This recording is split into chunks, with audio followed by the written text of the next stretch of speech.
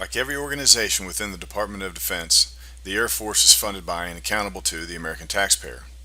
One way that the contracting community can ensure that accountability is by managing government property in accordance with the applicable statutory guidance.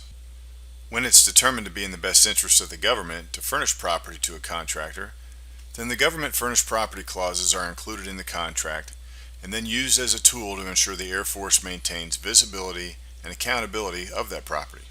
Whenever GFP clauses are required, it's imperative that we include all of them in our contracts. Similarly, those clauses should be removed when and if GFP is not included in a given contract.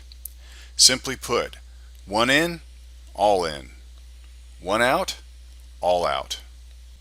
The Air Force contracting community has a GFP pre-award checklist to assist us in accomplishing our GFP responsibilities. A link to the checklist can be located by clicking through the acquisition.gov site into AFAR's PGI 5345 and then further down into AFMC PGI 5345.103-70-90. Although the GFP pre-award contract compliance review checklist is not currently a mandatory tool, it is a critically important part of the contract writing process at AFMC. We know this because we've seen a steady decline in GFP clause compliance in recent months. While we understand that there are many potential causes for this decline, a vast majority of GFP clause compliance issues could have been resolved by utilizing the GFP pre-award checklist and by remembering the headquarters AFMC PK GFP clause mantra, which is one in, or one out, all out.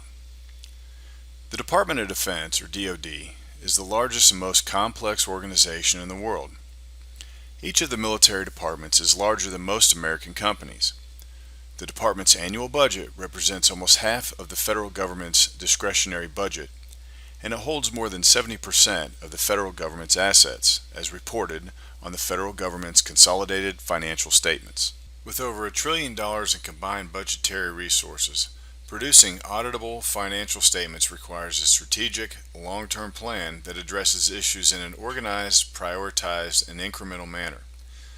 The DoD Financial Improvement and Audit Readiness, or FIAR, guidance provides instructions for implementing a consistent, department-wide plan for achieving the department's financial improvement and audit readiness objectives. The FIAR guidance defines the department's goals, priorities, strategy, and methodologies for becoming audit ready. Furthermore, this guidance details the roles and responsibilities of reporting entities and service providers, as well as the processes they should follow to achieve audit readiness. The DoD FIAR, in concert with FAR Part 45 and agency supplements, provides guidance to all DoD acquisition and contracting practitioners for upholding our responsibilities to the American taxpayer with respect to management and accounting of GFP. Although the FIAR is primarily related to the topic of financial management, every organization and function within the DoD is subject to audit, and therefore it's our duty to understand the role we play in ensuring audit readiness.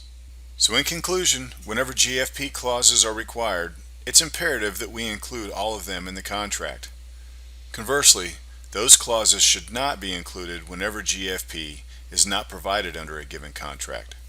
Remember the mantra, one in, one out, all out.